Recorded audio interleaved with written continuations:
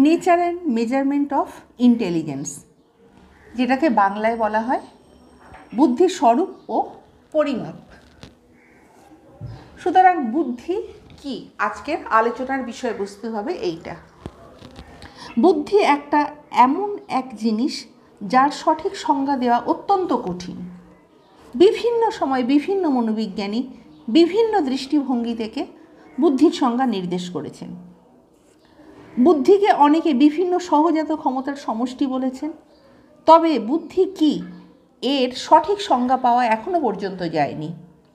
আধুনিক মনোবিজ্ঞানীরা বুদ্ধিকে একটা শক্তি বা বস্তু হিসাবে দেখেন না, তারা বুদ্ধিকে ক্রিয়া বা ব্যবহারের একটা গুণগত উৎকর্ষের সূচক হিসাবে দেখেছেন।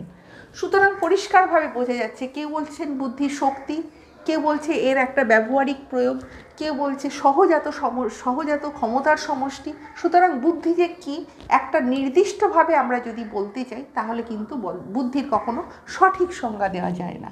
তাই বুদ্ধিকে সঠিকভাবে সংজ্ঞা দিতে গেলে ছোট ছোট করে ভেঙে ভেঙে বিভিন্ন মনোবিজ্ঞানীরা কীভাবে বুদ্ধিকে ব্যাখ্যা করেছেন সেইটা আজকের আমি এক একটা করে বলবো।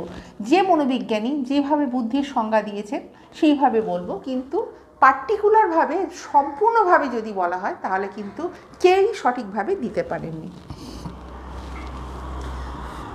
প্রথমে বলবো স্টার্ন।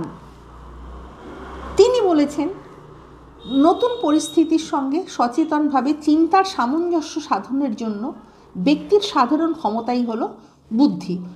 সুতরাং এটা পরিষ্কারভাবে বোঝা যাচ্ছে যে স্টার্নের মতামত অনুযায়ী আমাদের যে একটা পরিস্থিতি রয়েছে এবং সচেতনভাবে ক্রিয়া সেখানে করা হচ্ছে এবং তার মধ্যে সেই পরিস্থিতিতে সচেতনভাবে ক্রিয়া করা হচ্ছে এবং তাদের মধ্যে যে একটা সামঞ্জস্য রয়েছে, সেই যে সামঞ্জস্য সাধনের জন্য যে ব্যক্তির একটা সাধারণ ক্ষমতা, সেটাই হচ্ছে বুদ্ধি। সুতরাং পরিবেশ অনুযায়ী